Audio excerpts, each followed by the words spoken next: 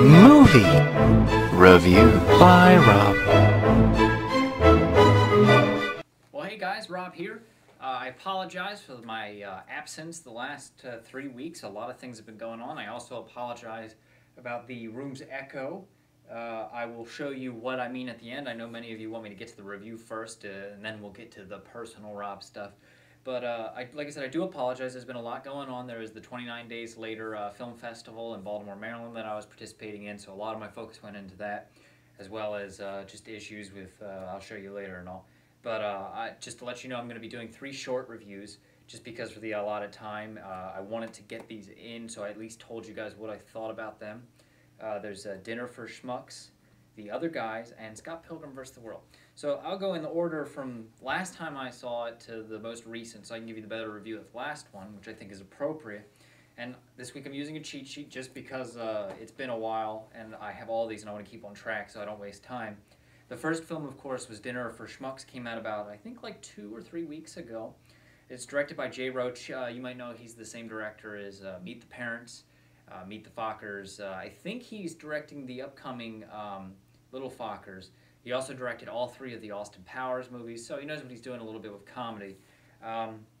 This movie's starring Steve Carell as the main comedy relief in it, and Paul Rudd is kind of the straight man, teaming up with like Zach Galifianakis makes appearances in it, and Jermaine Clement, you might know from Flight of the Conchords. I think he's a really, really talented and funny actor when he plays a character. But overall, the story for this film is a guy's trying to get a promotion within his company, and finds out that the CEOs want to get him the promotion, but in order to become one of them, he has to participate in a ritual dinner that they have every couple months, where they bring a idiot or a schmuck to dinner and make fun of them, and whoever has the top idiot or the stupidest person at the dinner as their guest basically is like revered and then will get the position. And in doing so, at first Paul Rudd doesn't want to be a part of that, but runs into this character played by Steve Carell, and this character is just ridiculous. Like he's all the good intentions that someone could have, but he messes up everything. It kind of reminded me of like that movie, I think it was called Pure Luck, with Danny Glover and Martin Short, where Martin Short was just haphazardly, like, he was bad luck bound. No matter what he did, things would go bad. I felt this was kind of very reminiscent in this film. However, I think that it did a very good job at, like, everything that Steve Carell would say. Like, I question whether it was, like, because I know his style with, like, date night and stuff is, like, they ad-lib a lot. So I didn't know if this was ad-libbed or just that was what was written. Either way, this movie I found dialogue heavy, was really funny. I mean, there was a couple of gags or whatever, like sight gags, prop gags, stuff like that. But I think the dialogue and the banter between characters was what really worked. And the fact that there was the straight man, you know, Paul Rudd, and then the comic relief of Zach Galifianakis and Steve Carell. So overall, 4 out of 5 for me. I thought that was a really good movie. Let me just make sure I'm in focus here, because I kind of feel like I'm a little out of focus. If so, I apologize, but I want to get this done for you guys. The next movie, go figure, another comedy, was The Other Guys. This was starring Will Ferrell and Mark Wahlberg as the leads. Pardon me, I have to get the director for this. I didn't write it down. The main focus of this film is it's kind of contemplating like it basically, if you've seen the trailer, it starts off with Samuel L. Jackson and Dwayne Johnson, The Rock, of course, who are these stereotypical action film movie cops. Like if you've ever seen like a buddy cop film, like Bad Boys or Die Hard, or, well, even though Die Hard's not buddy cop, but, you know, these films where the characters are really outlandish, over-the-top action, spouting out one-liners, and basically doing things that would probably normally kill you. It takes that and says, these are the heroes, but what about these other guys, the other guys who are the pencil pushers in the police force and all. And, I mean, it's just a comedy there. It's your typical story of, like, you know, conspiracy theory. They must solve the case. They're the ones called up to action kind of thing. And I think Will Ferrell's really funny, and some of the parts with Mark Wahlberg are funny, but I kind of biased against Mark Wahlberg. Like, I think he's good when he's a jerk character, when he's an asshole, but when he's like this sensitive like role, and he's trying to get emotion through, it sometimes comes up a little flat. Just Adam McKay, of course I forgot Adam McKay was the director. You might know he directed like Step Brothers and Anchorman, and also it's got a little bit of that flow, maybe a little bit of that that improv to it, that just going on the fly, making up dialogue and lines. I know they recorded a lot of dialogue for Will Ferrell. He's notorious for that. But I think in overall, like the movie starts out really strong, and then it kind of dips into this. It's still funny, but it's not like you're not showing me anything new.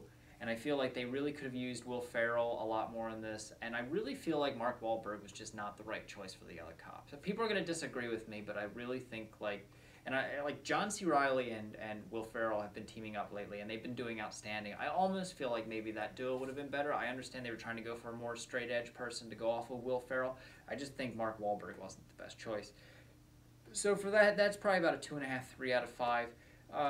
It was funny, like I said, it started off really strong, but by the end I was just it petered out. But Michael Keaton was in it, and Michael Keaton and Eva Mendes really made this a great movie. Eva Mendes plays Will Ferrell's character's wife, but Michael Keaton's the police chief, and just every time he would yell or get something, I would think of Beetlejuice, and just that's my nostalgia kicking in. The final film, the one I'm going to talk about probably a little bit more, maybe not, but I want to, because in my head, it's amazing. I saw it 2 weeks ago at a screening. I saw it again last night at the midnight. It's an excellent film. This is, of course, Scott Pilgrim versus the World, directed by Edgar Wright. If you don't know who Edgar Wright is, you really need to go and check him out. Hasn't directed a bad thing yet. He did. I mean, he's most notorious for starting off with Shaun of the Dead. I think like 2004, and then followed up like 2 years ago with Hot Fuzz. Both starring Simon Pegg. British comedy. Well, the first one's a British comedy zombie film. It's got a great, balance of both, and it's brilliantly written and directed and edited. And Hot Fuzz is a great take on action films. And this is based off of. I have not read it, but I know it's based off of a manga series. I think it's like 6 or 7 issues. Manga being a type of Japanese animation or whatever. I've never read it. I've heard excellent things about it. I just can't get into that art style. But this film can best be described as a video game made into a movie. Like it feels like you're watching video game cinemas and video game fight sequences, and all I know is that it did for me what like Mortal Kombat did when I was a kid, and Mortal Kombat sucks. But I think like if I saw this when I was a kid, I would have thought it was the best movie ever. It really, Michael Cera's in it, Alison Pill, Kieran Culkin, one of the Culkin brothers, Chris Evans, Thomas Jane, Clifton Collins Jr. makes an appearance, Anna Kendrick, and many more. The Ramona Flowers character is played by Mary Elizabeth Winstead. I always forget she's from Death Proof and Final Destination 3 and Live Free and Die Hard. But the story is just, you're a confused adolescent boy, doesn't know what to do relationship-wise or whatever, but it's set in this universal feel of where things aren't completely serious. It's very cartoony and real. It juggles that, but at the same time, it's definitely over the top.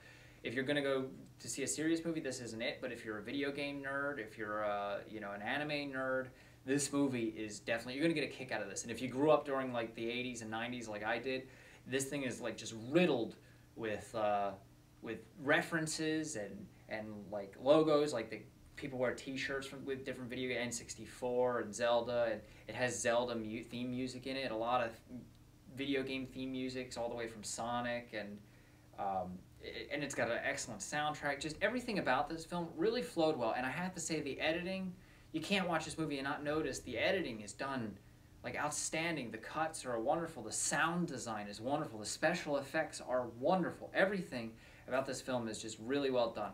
The only downfall about it is maybe it drags a little bit, and I think you really see that the first time through probably, but the second time through is a little bit hard to do, at least within a 2-month or a 2-week period of seeing it. But overall, Edgar Wright's movies are usually a tad bit long, but they're just great. They're great films that you can tell he put a lot of time into it, a lot of thought. He really poured himself into it, and it comes out with a really great product.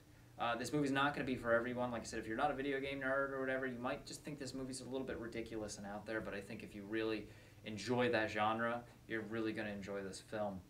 This movie, for me, is about 4.5 to a 5. Like I said, the only thing is probably the rewatch value might go down a little bit just because of the length and trying to get through it, but it's an excellent film. It's one of the best films, or I think, of the summer. And like I said, it is goofy, and people call me an idiot for saying you think that's the great movie, but it's nostalgia packed into one thing and just shoved in my face in a good way. Not like Super Mario Brothers, the movie, even though I enjoyed it, and Mortal Kombat, even though at the time I enjoyed it. This is making like a commentary on the genre, and it's really doing it effectively. So, like I said, Dinner for Schmucks, about 4 out of 5. Other guys, 2.5 to 3 out of 5, and 4.5 to 5 out of 5 for Scott Pilgrim versus the World. I really think you guys should check it out while you can. And if you don't see it while it's in the theaters, definitely check it out on DVD. I've ranted for a while. This is a long video, and I apologize. But let me show you real quick. This is one of the reasons I haven't done reviews, is because lately my basement was flooded by a giant thing, and like everything had to be moved out. And if you see, like over here is probably the worst. Hear this? The carpet's just soaked through. So, like I said, I apologize, and I wanted to bring this to you. I hope to keep these up, but like with editing and stuff, there's some good films coming out soon. I know Piranha 3D is going to be gory as anything. The Expendables came out this week. I'm going to try to see that, and when I do, I will try to review it for you. But sorry it took so long, and keep watching my channel and subscribe and rate if you enjoy what you see. Thanks.